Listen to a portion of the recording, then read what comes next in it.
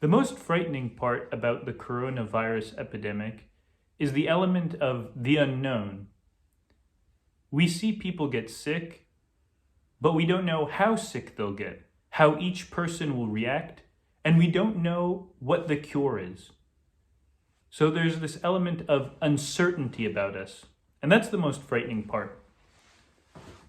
Even if we acknowledge that coronavirus exists, that doesn't really help us combat it. Sure, we can try to take preventative measures, but we can't really avoid it absolutely 100%. And that's what's scary. Sin, in a way, is very similar. And that's why, in our tradition, we constantly associate sin with disease, at least by analogy.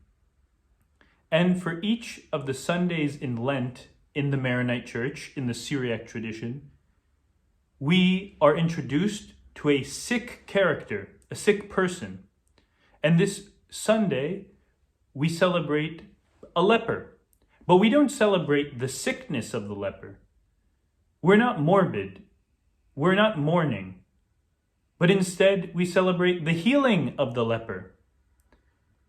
And the leper is healed precisely because he encounters Jesus Christ, the good physician, as we often call him in our tradition.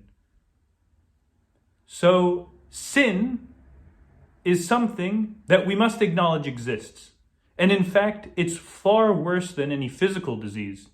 Because with coronavirus, for instance, we know whether our antibodies or our own death occur, coronavirus will eventually end. But with sin, even when we physically die, we still have sin, if we're left to our own devices. That's really frightening, because we'll continue to experience a death in hell if we just have sin and sin abound.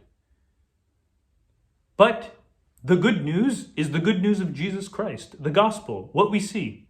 And this is why every Sunday in Lent, we celebrate a miraculous healing of Jesus Christ. And this first Sunday, we celebrate the healing of the leper. Leprosy was an awful disease that eventually ended up with the flesh falling right off the bones of someone. And people didn't really know why this happened, but it was such a horrible disease that once you were a leper, you had to leave the city and live by yourself or in a colony of lepers. And no one would touch them. No one wanted to even see a leper. But Jesus not only interacts with the lepers, he cures them. Because the lepers he encounters in different accounts of the gospel believe in him. And so each of these encounters of a sick person throughout Lent teach us something about our own sin and our relationship with God. Sin is a really ugly thing, and it makes us sick. It makes our souls sick.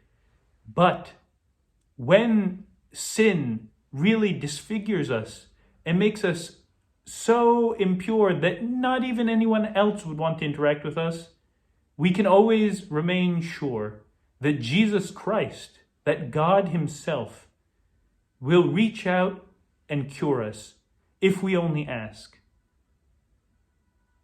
Sin, failure, unfortunately, is an inevitability in our lives. But the choice is ours, whether or not we seek out the physician to be healed.